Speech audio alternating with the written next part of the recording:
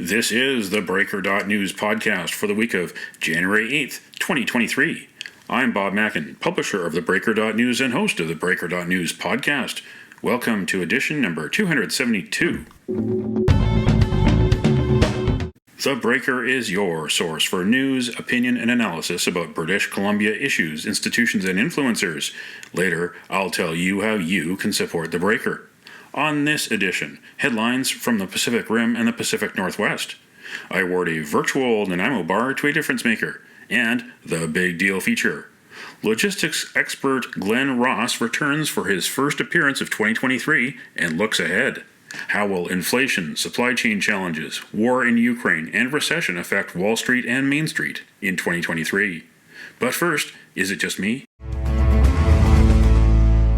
Is it just me, or are you also tired of politicians who not only break promises, but act just like the predecessors who they criticized so much? That happened in BC with ex-NDP Premier John Horgan. In 2015, he was the opposition leader, and Christy Clark of the BC Liberals was the Premier. The Information and Privacy Commissioner agreed with a whistleblower and found oodles of evidence of mass deleting of public records in order to block freedom of information releases. Horgan said that Clark had fostered, quote, a culture of deception, deceit, and delete, end quote. Horgan promised to do something about it. After he came to power in 2017, he never fulfilled promises to improve the Freedom of Information law, which a previous NDP government in 1993 gave the people of BC. In late 2021, Horgan went the other direction. He imposed a $10 application fee on requests. Call it what it really is. A tax on public information, a tax on the right to know. When David Eby became Premier in November, I wanted to see the last text messages on Horgan's government-issued phone, so I paid the $10 tax and was told that they were all deleted because Horgan's text messages were of no lasting value.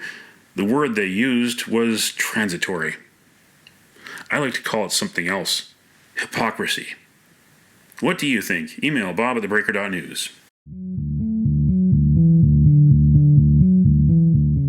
This is the Big Deal feature on the Breaker.news podcast. This is the Big Deal feature on the Breaker.news podcast, and our guest is Glenn Ross of ACC Group, a supply chain consultant who has his finger on the pulse of all things logistics, moving goods around the world, and the trends there that we've talked about in recent years with the pandemic and other factors.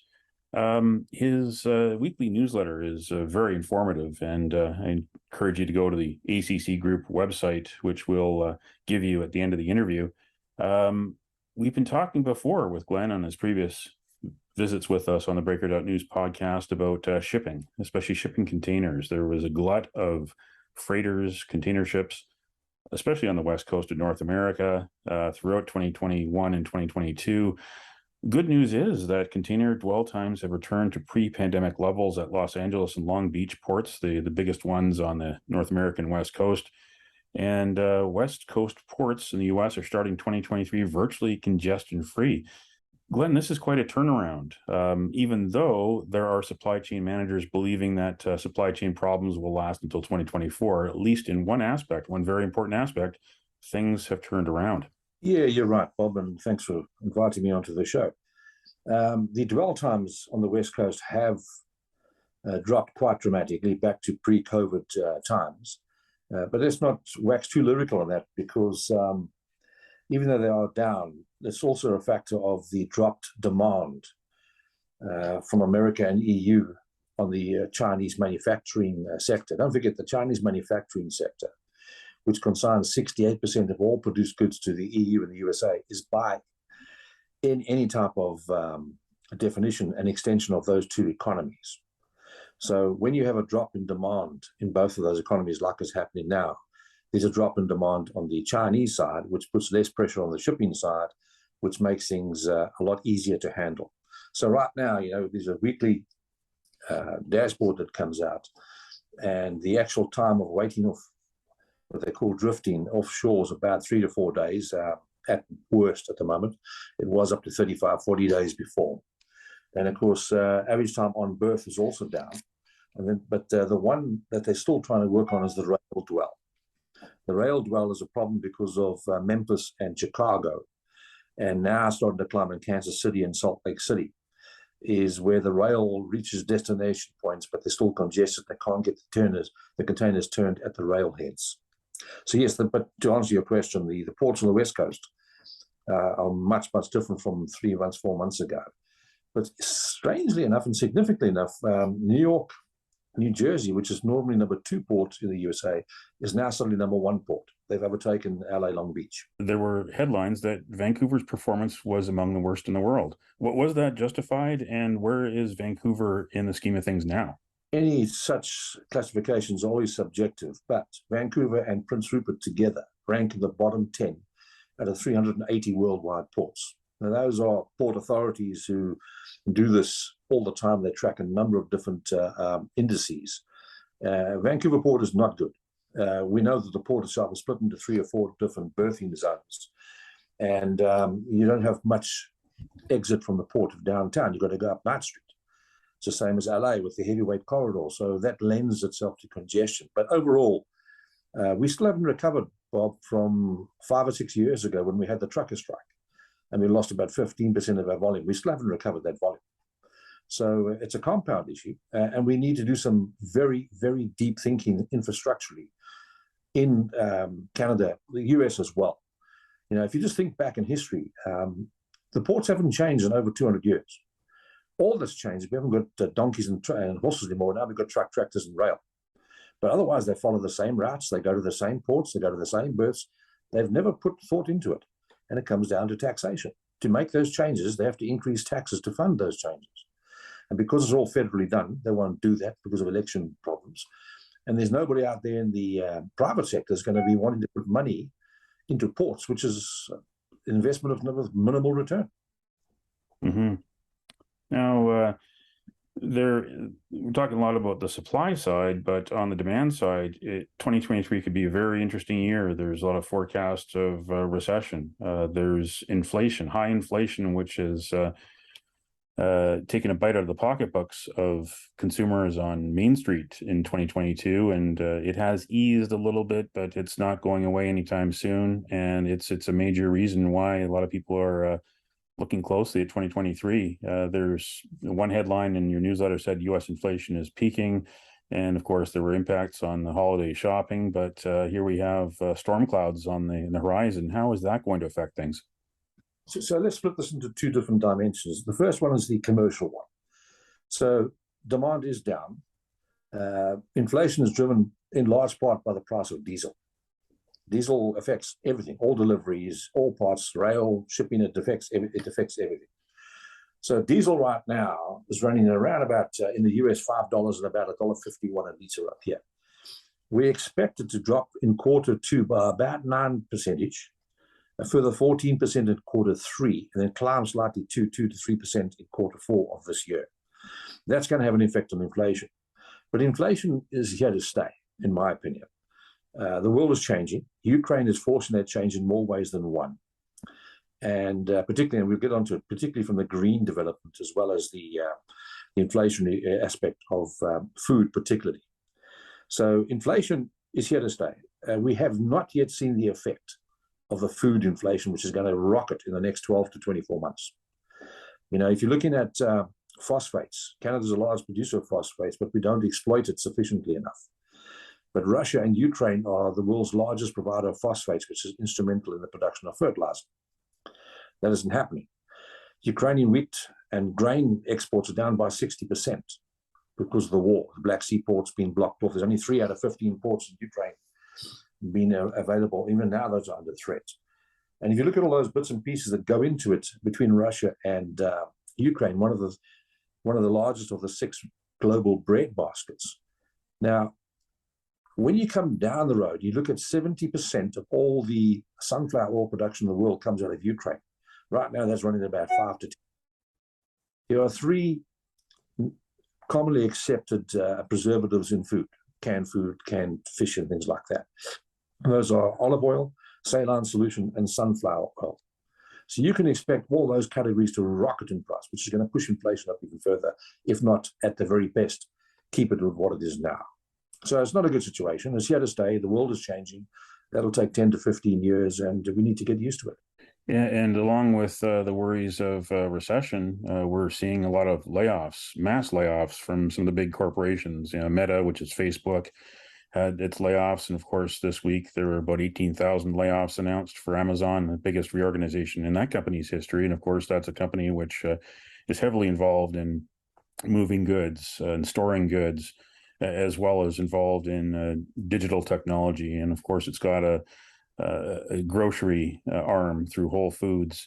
What do these layoffs do for consumer confidence? If you look at geopolitical developments, and the Ukraine war, in my opinion, is about China in 20, 25 years from now, because Russia and China are trying to create a bipolar world order, where you have a different reliance, not just on the dollar and the IMO and those places.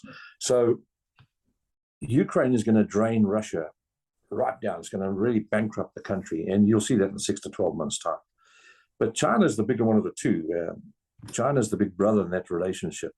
And how do you reduce China's emergence without firing a shot? You go after the economy.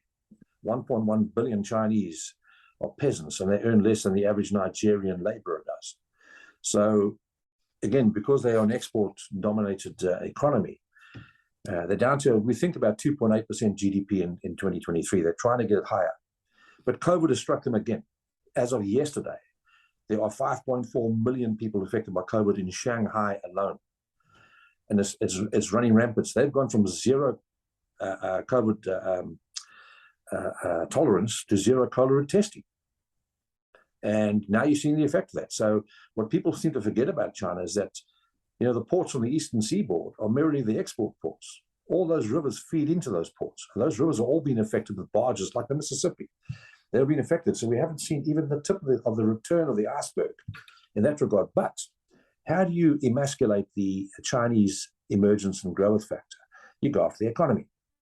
So if you can squeeze a recession in the US and the EU, whether it's manufactured recession or whatever the case is, without firing a shot, you reduce demand on China, which forces them to lay off workers in China, which then brings up the big question in their minds of another 1949 revolution. That's how you beat China in the next 10 months to 12 months, is to actually create a recession in the USA and the EU. That passes straight on to China with their 68% dependency. And they will have problems of their own that won't worry anybody else. Anyway, so that was the second dimension of that inflation discussion. Mm-hmm. On the question now about job layoffs, Amazon has always been a concern to me. Amazon is trying to reach, like CVS does. They're within 5 miles of 90% of the American population. So Amazon, with their same-day delivery promise, needs to have something similar from an effective perspective. So their main competitor here is Walmart. Not the same exact perspective, but certainly Walmart. But Walmart has literally about 3,500 mini warehouses. All their stores effectively are mini warehouses. And you order online, you pick up in the store, or they deliver from their stores via that channel. So having said that, Amazon is trying to get the same effect, but they can't go out and do that. So they're building these mega facilities. And these facilities are some of those if you go down to southern LA, southern part of Los Angeles, 2 million square feet. You go to Dallas, you go to Kansas City, they're huge facilities. But there's a recession starting to come around in America. If you go back to when COVID started, there was a change in the consumer demand. People stayed home. They had to stay home, either by selection or by decree. That meant there was a boom in home electronics, laptops, PCs, exercise equipment. At the same time, the Americans opted to leave the global International Postal Union Agreement, which opened the door for Chinese direct home deliveries in the USA. So two things happened. One was a huge boom in home sales, direct-to-consumer sales, D2C. And also the Chinese entered, and then Walmart reacted to that by going on a splurge of trying to meet this demand. But now that COVID's coming down, and now that you don't buy 10 laptops, you buy one laptop, you buy one exercise machine. So that demand peak, that product curve is now sort of saturated, it's flattened, which means there's a drop in demand for something that Amazon went out and really, really boosted its capacity of. So now they're stuck with all these extra people, extra facilities, and extra stock. So that's coming back to hurt them. So this is not the first one. They laid off a lot of people in November last year. This is the 18,000, and there's a whole bunch of roles they're laying off as well, not just people. Expect to see more and more of that. It speaks to the hidden elephant in the room, which is the inventory levels in the United States. Inventory of the wrong stuff is lying everywhere. People they bought all these new laptops, these new exercise machines, these home exercise stuff. Now they're stuck with that. It's a huge problem for retail. Huge. It runs into the billions of dollars. Walmart, Sears, Target, they've all got the problem. And that is all going to boost inflation going forward. So it's all linked in one way or another, Bob. That was my guest, Glenn Ross of ACC Group in Surrey, British Columbia. Go to accgroup.co.com for more information. That's accgroup.co.com. Thanks, Bob, and I hope you have a great day.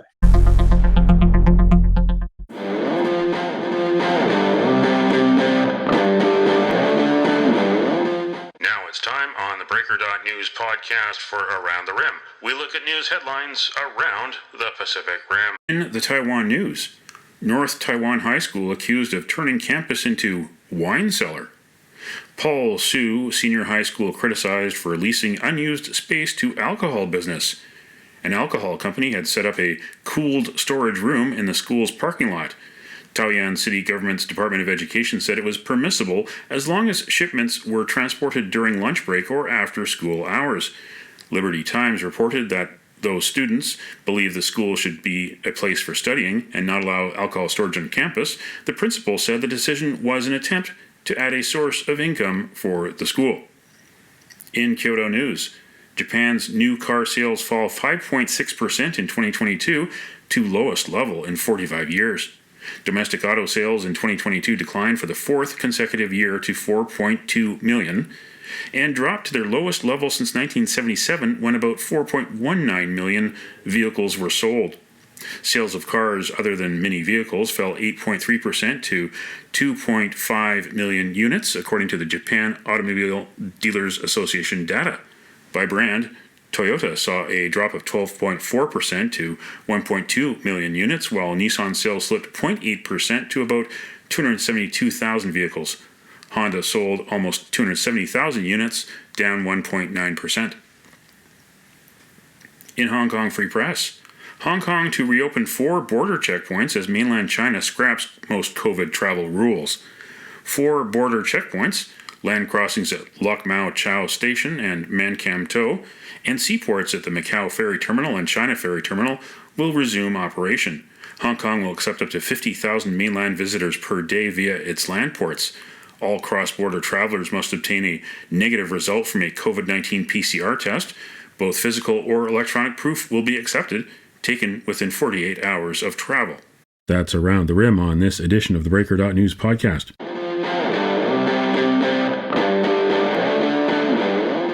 Now it's time on the theBreaker.news podcast for Cascadia Calling.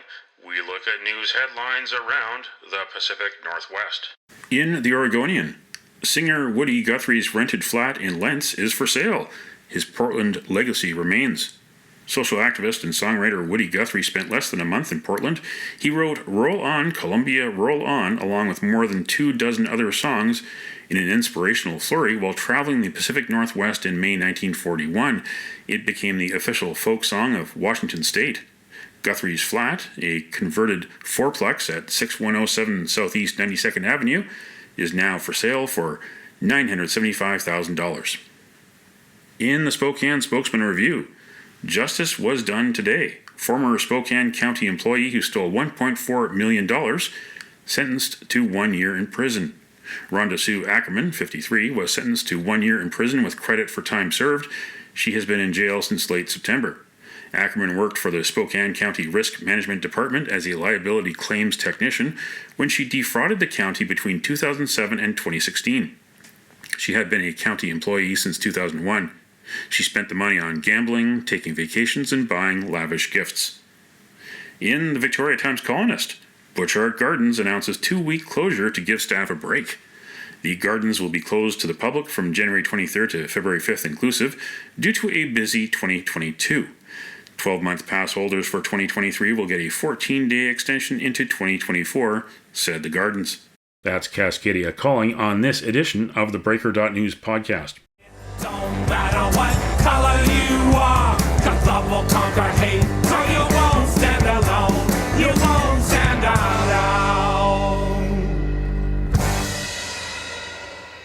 The virtual Nanaimo Bar, brought to you by Spruce Hill Contracting. Every week we end the Breaker.news podcast on a tasty note by awarding the goodness of a virtual Nanaimo Bar to people making a difference. A virtual version of the province's favorite dessert bar goes this week to health service providers across British Columbia, from rehabilitation to laboratories, and from emergency care to seniors care and everything in between. January is Health Service Providers Month in BC. Thank you. You can nominate someone for a virtual Nanaimo Bar. Send me an email to bob@theBreaker.news. Spruce Hill Contracting, custom homes and renovations. Find more information at sprucehill.ca.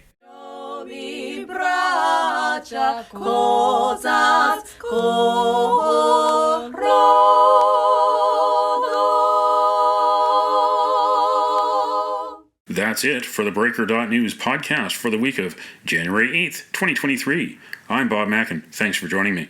Did you know that on the 8th of January in 1973, 50 years ago, the trial of 7 men who broke into the Democratic Party headquarters at the Watergate Hotel begins? Now you know. Send me your feedback, send me your story ideas to bob@theBreaker.news. Bookmark theBreaker.news. You can also find us at theBreaker.ca. Sign up for the email newsletter and get updates to your inbox. For news as it happens, follow The Breaker News on Twitter and visit theBreaker.news on Facebook. You can support The Breaker for as little as $2 a month. For more information, go to patreon.com/thebreakernews. That's patreon.com/thebreakernews. Until next week.